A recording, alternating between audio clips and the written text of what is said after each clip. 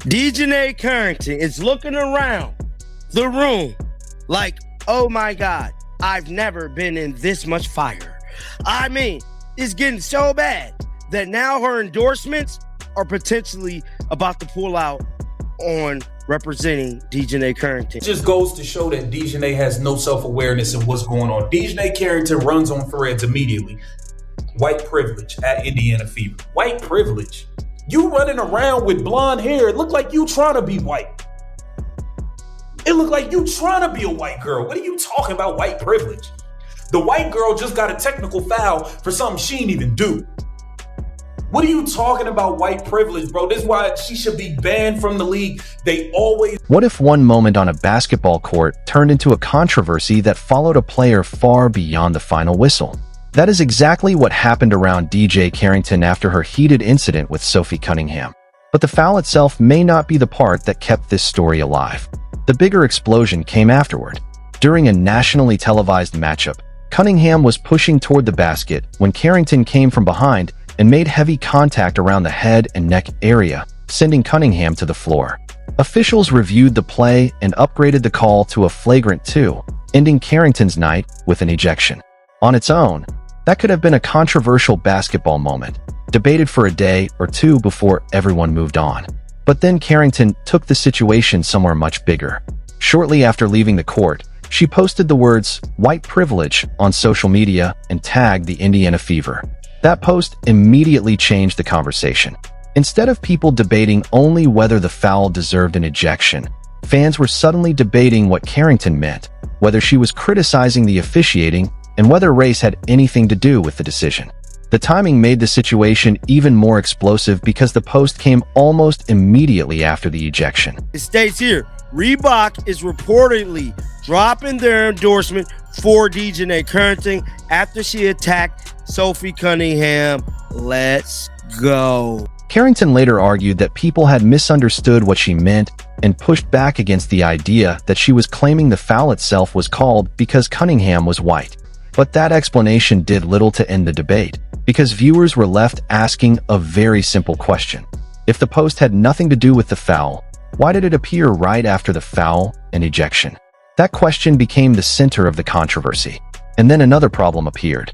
Instead of one clear explanation, Carrington's comments over the following days were interpreted by critics as offering different angles on what had happened. She described the foul as unfortunate and unintentional, while also defending the meaning behind her social media post. That combination gave critics even more material to debate. Former NFL player and sports commentator Emmanuel Acho also entered the conversation, criticizing the way Carrington framed the incident and arguing that the specific foul did not demonstrate racial favoritism. Carrington fired back, emphasizing her education and insisting that she understood the historical weight of the phrase she used. But the exchange only pushed the story further into the spotlight. Suddenly, this was no longer just about one hard foul in a WNBA game. It was about social media, race, accountability, and how athletes respond when millions of people are watching. Sophie Cunningham's response made the contrast even more noticeable. Rather than escalating the argument, Cunningham said the league was handling the matter and rejected the idea that race needed to be brought into the incident. That calm response gave the controversy another layer, because now fans were comparing how both players handled the same chaotic moment. And while Carrington's supporters argued that her words had been misunderstood, her critics believed the damage had already been done. The story was spreading faster than anyone could control, and the next question became much more serious. Could this controversy actually affect Carrington beyond basketball? Because once sponsors and business partners become part of the conversation, a viral moment can suddenly become a very expensive problem. See what happened when this young lady got ejected from a WNBA game the other day for a flagrant foul on Sophie Cunningham? Did y'all see that? She got ejected from the game for that flagrant foul right there. And I'll be damned if that wasn't a flagrant 2. She mugged her. Damn near came across like decapitating her, for crying out loud. That was definitely a hard foul. Make no mistake about it. Nobody can argue about it. You can say what you want. We know what we saw. No way around it. The Djonai Carrington foul was clearly unnecessary. The situation became even more serious when the controversy started moving from the basketball court into the business world. Fans were no longer simply arguing about whether Djonai Carrington deserved the flagrant 2. They were questioning whether her decisions afterward had created a problem that brands would not want to touch. That distinction matters because professional athletes are not only judged by what they do during games anymore. Their public image can be just as valuable as their performance, and Carrington had already built herself into a recognizable commercial figure. Reebok had signed her to a multi-year partnership, reportedly positioning her as one of the faces of its basketball push. So when criticism surrounding Carrington exploded online, attention quickly turned toward the company itself. Thousands of social media users began calling on Reebok to distance itself from her. Some demanded that the endorsement be terminated, while others argued that the company should not be connected to the controversy at all. But there is an important distinction here. Online demands are not the same thing as a confirmed corporate decision. Claims that Reebok was terminating Carrington's deal began circulating, but those reports needed to be treated carefully unless officially confirmed by the company or Carrington. Still, the fact that the brand became part of the conversation showed how quickly the situation had expanded. What started with a single play had now become a question about reputation, sponsorships, and business risk. And that is where things get complicated for athletes. A brand can survive a controversial game. It can survive criticism from a few fans. What becomes harder to manage is a prolonged story where every new post creates another headline. Carrington's response to Emmanuel Acho became another example of that problem. Instead of simply saying what she meant and moving on, she challenged his interpretation and defended herself at length. She pointed out her academic background and argued that she would not casually use a phrase carrying such historical and social weight. Her supporters saw that as standing up for herself. Her critics saw it as avoiding the obvious question about why the post appeared when it did. And that disagreement kept the controversy alive. Meanwhile, the basketball side of the story was getting buried underneath the social media battle. The Chicago Sky had teammates, coaches, and an entire season to focus on, yet questions about Carrington's post continued following the team. That is the kind of situation that can become exhausting for everyone involved. A player may believe she is defending herself, while the public sees every new explanation as another chapter in the controversy. The difference between those two perspectives can become enormous. There was also another uncomfortable issue hanging over the story. Carrington and Cunningham were not simply random players who happened to collide during a game. Their names had already been connected through previous basketball storylines and broader conversations surrounding the WNBA. That existing tension made the incident feel bigger to fans who were already following both players. Some online commentators even began speculating about whether personal frustration or competitive history played a role, although there is no solid evidence proving what was going through Carrington's mind during the play. That is exactly where the story needs to separate fact from speculation. The confirmed part is that the foul was reviewed, upgraded to a flagrant 2, and Carrington was ejected.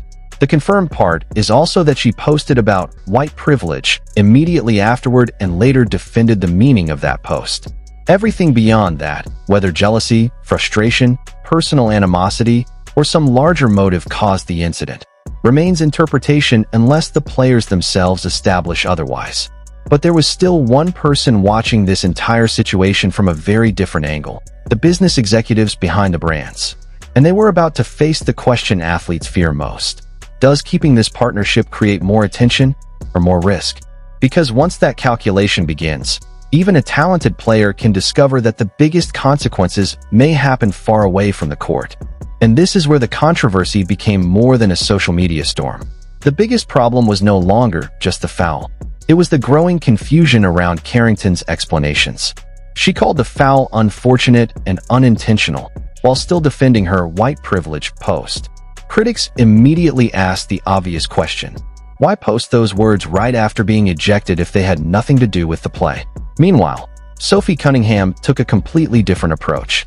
She said the league was handling the situation and pointed out that she had previously been ejected for a similar incident and accepted the punishment. That contrast quickly became part of the public narrative. Carrington's supporters felt she was being unfairly targeted, while critics believed her responses were making the situation worse.